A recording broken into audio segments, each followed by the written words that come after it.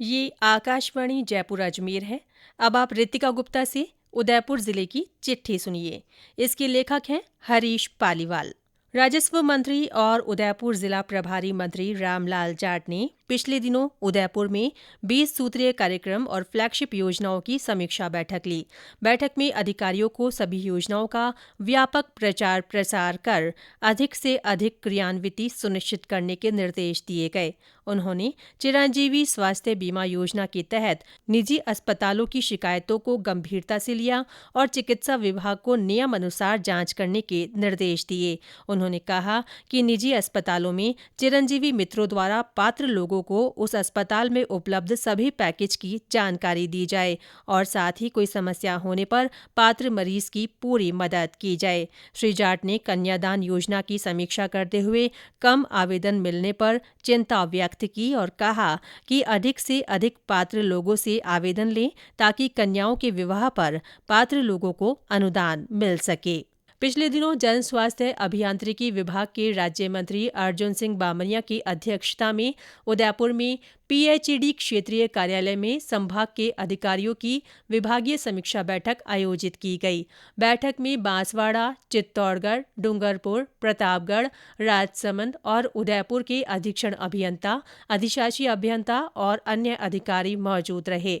बैठक में अतिरिक्त मुख्य अभियंता ने जल जीवन मिशन के तहत स्वीकृत कराए जा रहे कार्यों और परियोजनाओं की नवीनतम प्रगति की जानकारी दी। राज्य मंत्री ने जिलेवार, शहरी और ग्रामीण क्षेत्र की पेयजल योजनाओं की स्थिति की समीक्षा की और सभी अभियंताओं से आगामी गर्मियों के मौसम में पेयजल व्यवस्था को बनाए रखने के लिए आवश्यक तैयारी शुरू करने के निर्देश दिए। उन्होंने विशेष रूप से कपासन, फतेहनगर, भिंडर, कानोड़ शहरों और प्रतापगढ़ के अरनोद तथा दलोट ब्लॉक और डूंगरपुर के सीमलवाड़ा के ग्रामीण क्षेत्रों में पिछले अनुभव के आधार पर गर्मियों में होने वाली पेयजल किल्लत के लिए अभी से पर्याप्त इंतजाम करने को कहा। संविधान दिवस के अवसर पर शहर में कई आयोजन हुए। नेहरू युवा केंद्र की ओर से आयोजित कार्यक्रम में 65 युवाओं ने भाग लिया।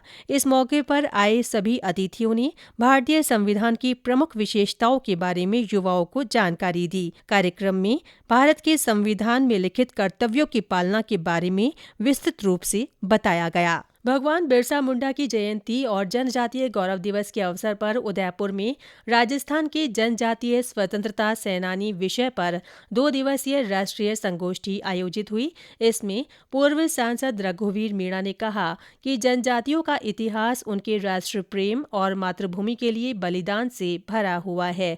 गोष्ठी में वर्तमान युवा पीढ़ी को जनजातीय सेनानियों के बारे में जानकारी प्रदान करते हुए इतिहास में उनकी भूमिका और उनके आदर्शों के बारे में प्रेरित करने की आवश्यकता पर बल दिया गया। राष्ट्रीय दुग्ध दिवस पर उदयपुर में आयोजित संगोष्ठी में विशेषज्ञों ने श्वेत क्रांति के जनक डॉक्टर वर्गीस कुरियन को याद किया। उन्होंने कहा कि डॉक्टर कुरियन ने ही पशुपालकों को संगठित कर सहकारिता के माध्यम से दूध का विपणन कराया, जिससे पशुपालकों को अपने दूध का उचित मूल्य प्राप्त हुआ। यही कारण है कि आज भारत दूध उत्पादन में विश्व में पहले स्थान पर है। उदयपुर में आयकर विभाग की ओर से रियल एस्टेट कारोबारी के ठिकानों पर कार्यवाही हुई। इसमें जांच में 170 करोड़ से ज्यादा की बेनामी संपत्तियों के दस्तावेज और 14 किलोग्राम से अधिक सोने के आभूषणों का पता चला।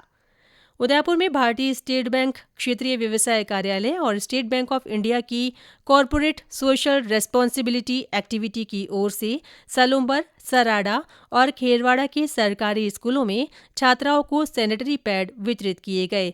इस मौके पर छात्राओं को माहवारी, स्वास्थ्य और स्वच्छता के प्रति जागरूक किया गया। संगीत नाटक अकादमी की ओर से घोषित अकादमी पुरस्कारों के तहत मूक अभिनय के क्षेत्र में उदयपुर के वरिष्ठ रंगकर्मी विलास जानवे को वर्ष 2021 के लिए चुना गया है। 68 वर्षीय विलास जानवे पिछले 5 दशकों से मूक अभिनय से जुड़े हुए हैं। जानवे को संस्कृति मंत्रालय से मूक अभिनय के क्षेत्र में वर्ष 2001 में सीनियर फेलोशिप भी मिल चुकी है। झीलों की नगरी उदयपुर में पर्यटकों का आना जारी है। राजस्थान सहित अन्य राज्यों से भी काफी संख्या में सैलानी पहुंच रहे हैं। इससे पर्यटन क्षेत्र से जुड़े व्यवसायियों और लोगों में खुशी का माहौल है। इसी के साथ उदयपुर जिले की चिट्ठी समाप्त हुई।